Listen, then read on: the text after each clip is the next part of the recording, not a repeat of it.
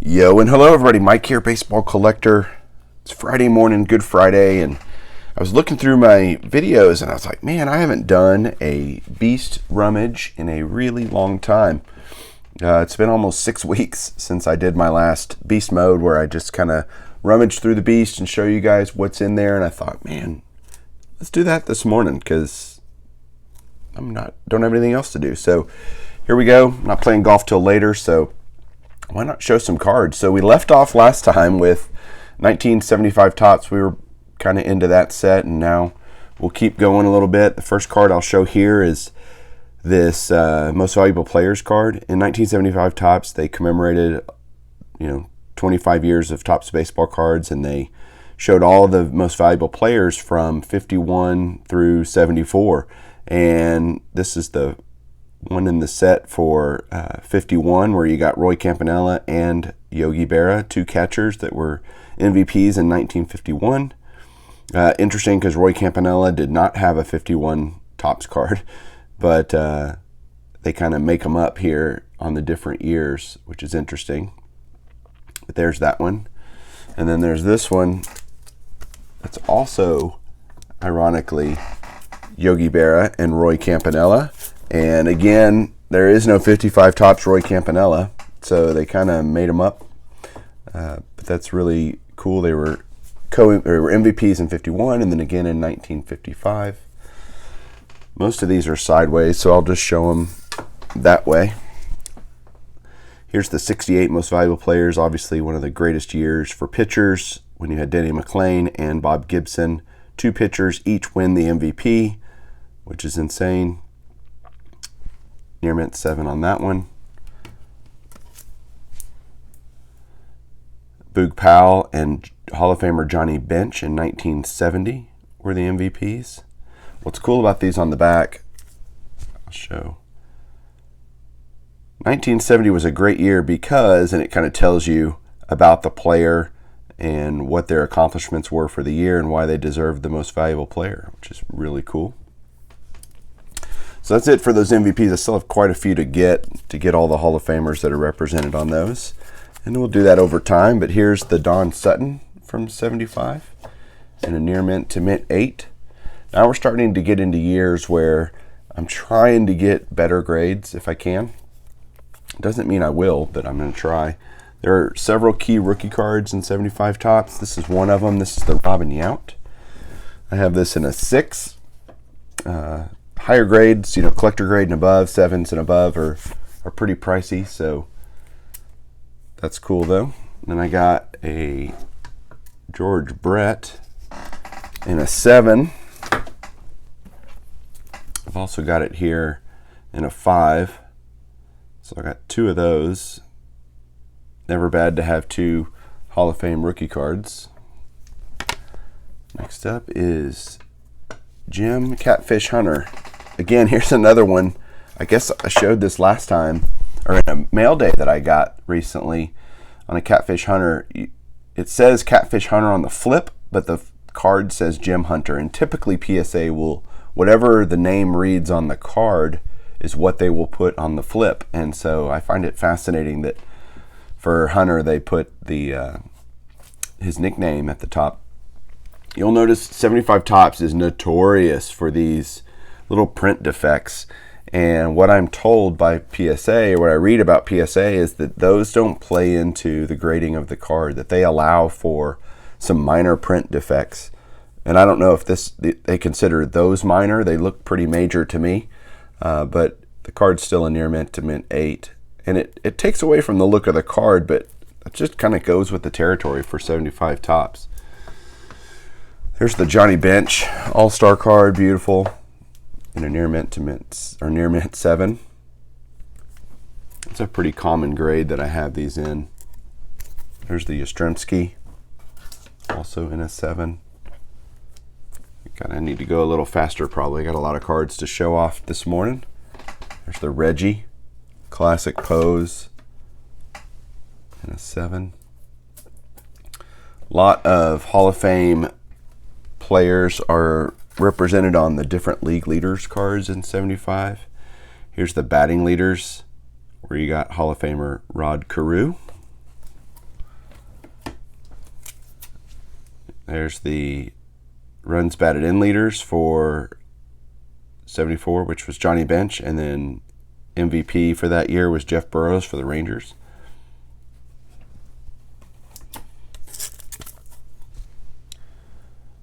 The ERA leaders have Jim Catfish Hunter on it.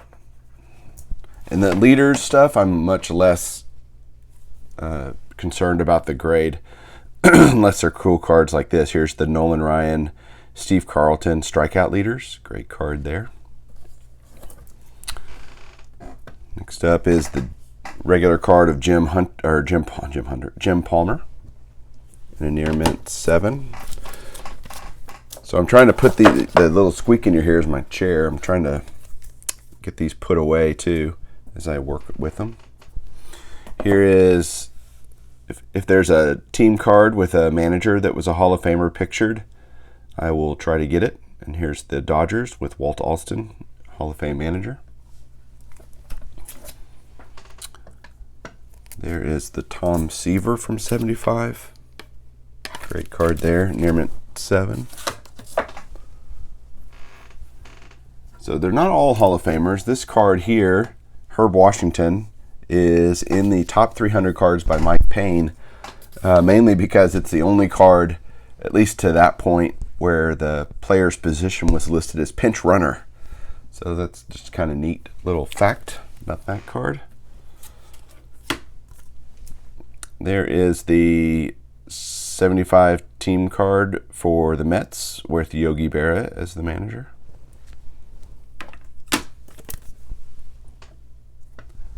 There's the Willie McCovey in an 8. Beautiful, but you see a little print dot next to the S on the Padres. This one has a couple of print dots too. It's the Nolan Ryan, and this one's a 6. All the Ryans in the 70s in high grade are pricey. So you just everybody's got to make their own choices about what they want and what they're wanting to spend. We all have to do that. There's the Lou Brock. This is Lou Brock's last regular issue card, I believe. He does have a 76 card as a... No, wait. He still goes through 77, actually. Maybe 78. So check that. Catching myself. There's Billy Williams on the A's in an 8. The A's were so good in the early 70s. Just dominant. There's the Rich Gossage in a 7.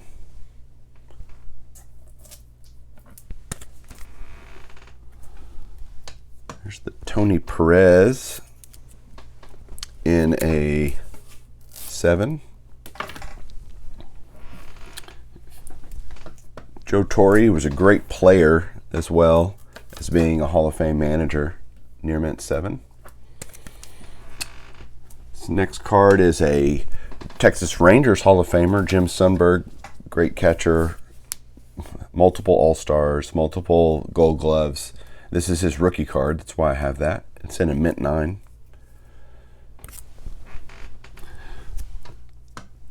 This is Frank Robinson's last card, and it's a near mint to mint 8, showing him on the Indians as a designated hitter. He was actually the manager as well, which is really cool.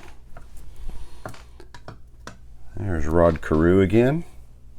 Great mustache Rod Carew has going on there.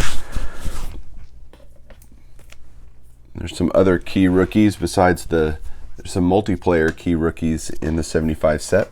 This one's Jim Rice, longtime Red Sox, great Hall of Famer.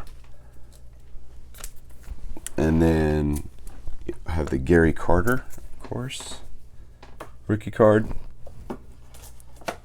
in an near mint 7. You've got Harmon Killebrew's last card. I've had this card forever. It's in a near mint 7. Got a couple of these. I've got a excellent mint 6 Hank Aaron, and then I got this one that I sent in myself as a 1.5, and like, that's terrible. I don't even know what I missed. There's no, I mean, it's miscut on the back. but there's no creases or anything, so 1.5 seems a little harsh, but whatever. So that's actually the last card in the set for 75. So we'll move on to 76, and we got Lou Brock. See, I told you that wasn't Lou Brock's last card. I've got this card that I've had, again, forever. You'll tell by the flip. This is part of the top 300 cards by Mike Payne, and it's George Brett's second-year card and a near mint 7. There's the Gaylord Perry on a near mint to mint 8.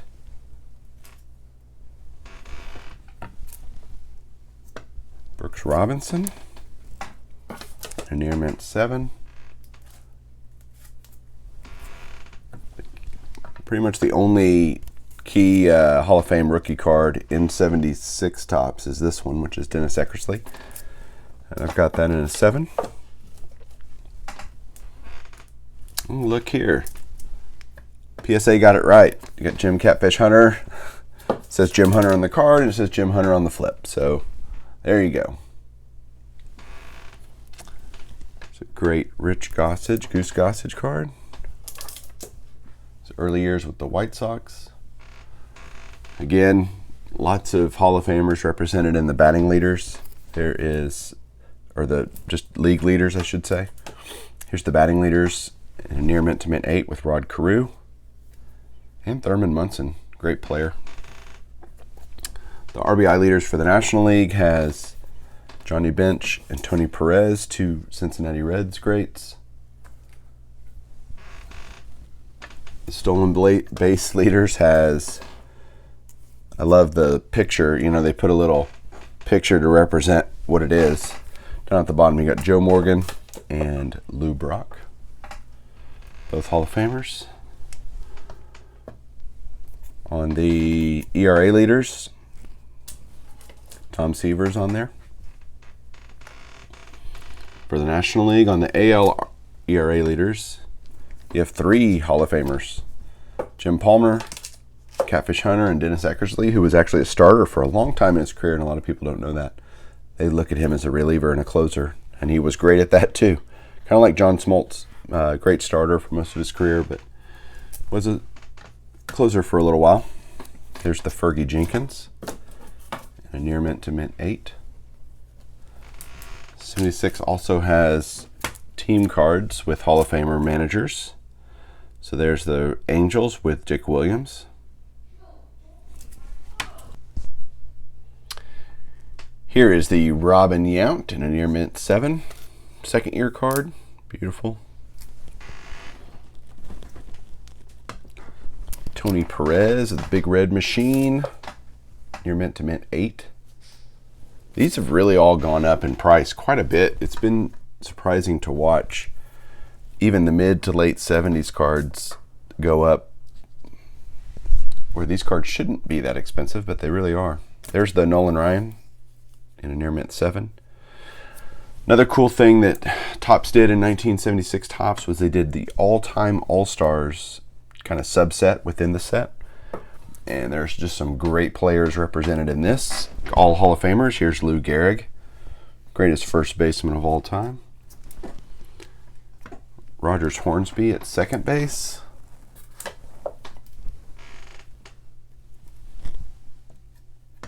Honus Wagner at shortstop. And a mint 9. Nice. Babe Ruth in a 6. And then there's the Ted Williams in an 8. Great cards, really cool, like the design. Here is Steve Carlton. Nice 70s mustache going on there.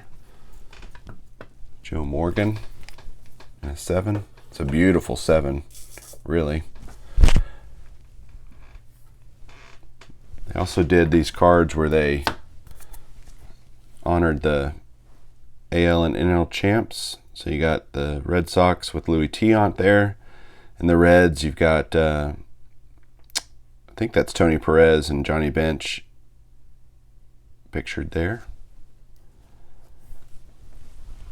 Another classic Reggie Jackson card, 76 tops.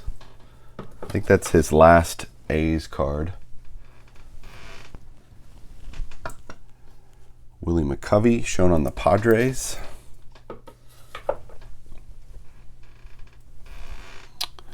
This is Billy Williams' last card, Hall of Famer.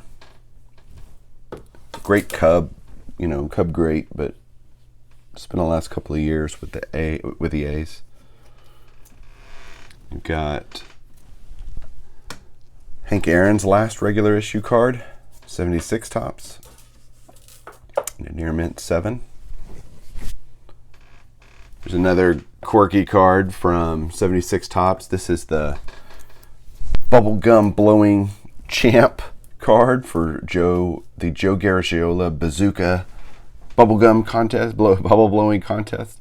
And you got Kurt Bavacqua pictured here. This is in the top 300 cards, which is why I have it.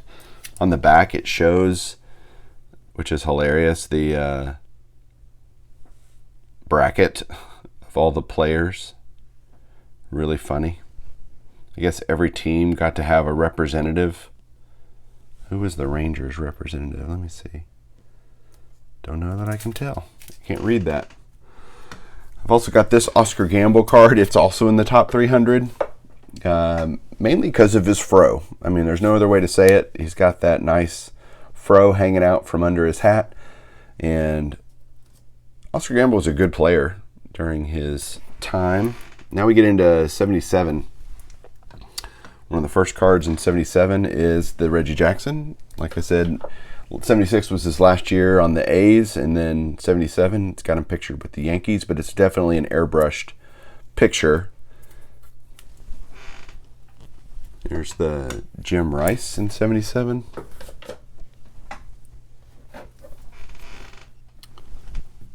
Johnny Bench, 77. Scoot this up a little. There we go. We're getting close to the end here, guys. There's the Joe Morgan.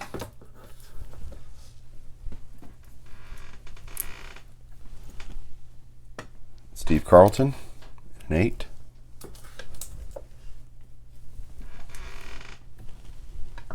Mike Schmidt. Michael Jack Schmidt. Bruce Sutter rookie card. That's the main, well, there's several good rookie cards in 77, but Bruce Sutter is one of them. There is the Gaylord Perry in an 8. There were some record breaker cards in 77 tops that showed Hall of Famers. This one is George Brett. The record he broke was most consecutive games with 3 or more hits. There's a Nolan Ryan there as well. Most seasons with 300 or more strikeouts. It's funny, he set that in 77. He pitched till 93. So he had a few more in him too. Probably a record that will never be broken. Most seasons with 300 or more strikeouts. The Bird Fidrich, 77 tops rookie card. What an amazing phenom he was coming into the league, and just he was basically a sensation and amazing. All-Star card, Rookie Cup card. I mean, it's got a lot of stuff going on with this card. It's a classic card, and it's in the top 300 by Mike Payne. There's Jim Catfish Hunter. Again, they got it right. Flip equals card name. That's good. Here is Brooks Robinson's last regular issue card, 77 tops. Near mint 8. Gary Carter in an 8. You know, getting 8s in these is great. 8s are great because they are very solid looking cards and what you really would kind of expect. I mean, to get a 9 or a 10 in 77s or any late 70s cards are so expensive. It's just not worth it to me. I'd much rather just have an 8. Here's the Lou Brock. That, I think, is Lou Brock's last regular issue card. We'll see if I'm right. eventually. There's the Dave Winfield, still with the Padres then, in a 7. I also did these Turn Back the Clock series that they did in 87 as well. But this is looking back 10 years when Yastrzemski won the AL Triple Crown. Neat card. Love the variety of having all this stuff. And then there's another key rookie in 77. This is the last card of the day, guys. It's the Andre Dawson rookie card. And it is in a near mint 7. So there you go. There's another Rummage. We're through another row. Several more to go. But hope you enjoyed it. I know it might be boring just watching cards, but you know, it's fun for me to get them on camera and get them documented and showing them off to you guys. So have a great day. Happy Easter. Keep collecting.